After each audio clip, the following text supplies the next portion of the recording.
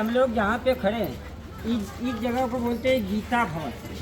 Gita press Gorakhpur का नाम सुने होंगे आप लोग, उसी के माध्यम से चलता है।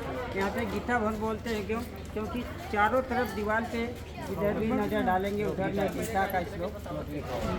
गीता भवन को 1 नंबर से लेके 7 नंबर भागों में बांटा गया। यहाँ पे आप लोग मंदिर का दर्शन किए वो गीता भवन 1 है, यहाँ पे खड़े हैं ये 2 है, आगे 3, 4, 5, 6, 7 टोटल 1250 रूम। जो लोग यहाँ पे रुकना चाहते हैं, ठहरना चाहते हैं, यहाँ पे रुक सकते हैं। कोई चार्ज, कोई पैसा नहीं होता है। जो आपका पहले रहते हैं तो आपको सिक्योरिटी देना पड़ता है, 1500 रुपया जो लगता है। तो यहाँ पे 1 दिन के लिए, 2 दिन के लिए कमरा नहीं मिलता, कम से कम 1 हफ्ता आपको रहने वहाँ अनिवार्य है, वो भी फैमिली के साथ। जो लोग रहते हैं, जो आश्रम का नियम है, कथा होता है, कथा में आपको जाना पड़ता है। लहसुन प्याज वर्जित होता है। आप घर पे जैसे खाना बनाते हैं यहाँ पे बना के आप लोग खा सकते हैं। जब रहने के बाद आप अपने गांव को, शहर को जाते हैं, जो आपका सिक्योरिटी होता है पैसा, वो आपको वापस दिया जाता है। अभी आप लोगों ने रुद्राज का पेड़ देखे। रुद्राज क्या होते हैं? 2 शब्दों से मिलकर बना होता है, रुद्र और अक्ष। रुद्र भी सोता है शिव, अक्ष में सोता आंसू। जब शंकर भगवान का तीसरा नेत्र खुला था उसमें से आंसू गिरा था। जहाँ जहाँ पे आंसू गिरा था वहाँ पे रुद्राज का पेड़ हुआ था। मात्र रुद्राज 3 जगह पाया जाता है, फर्स्ट हिमालय, दूसरा नेपाल, तीसरा इंडोनेशिया। लेकिन तीनों जगह का होता है अलग अलग से रुद्राक्ष पाया जाता है।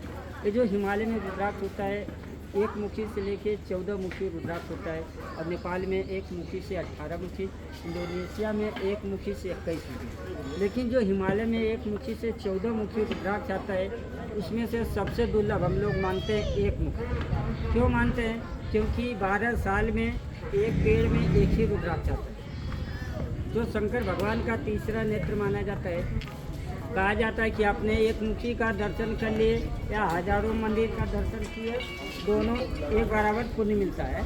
लेकिन 1 मुखी का कीमत क्या होता है? 10 लाख रुपए देने पर भी 1 मुखी रुद्राज किसी को मिलता नहीं। जो आपके महाराष्ट्र के बाला साहब ठाकरे थे उनके पास था 1 मुखी रुद्राज, और दूसरा इंदिरा गांधी जी के पास था, और तीसरा में आदि गुरु शंकराचार्य जोशीमठ का आश्रम है।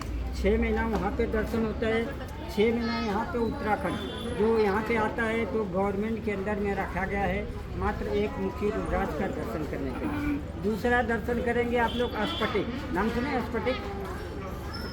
जो हिमालय में बर्फ़ गिरता है, 12 महीना हमेशा बर्फ़ गिरता है।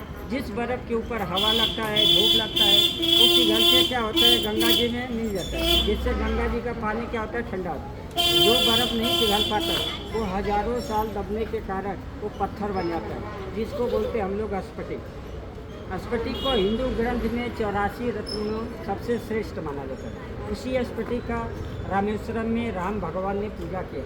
देखिए स्फटिक क्या होता है? जो दिमाग को ठंडा रखता है। उसी स्फटिक का 2-3 वस्तु बनाया जाता है।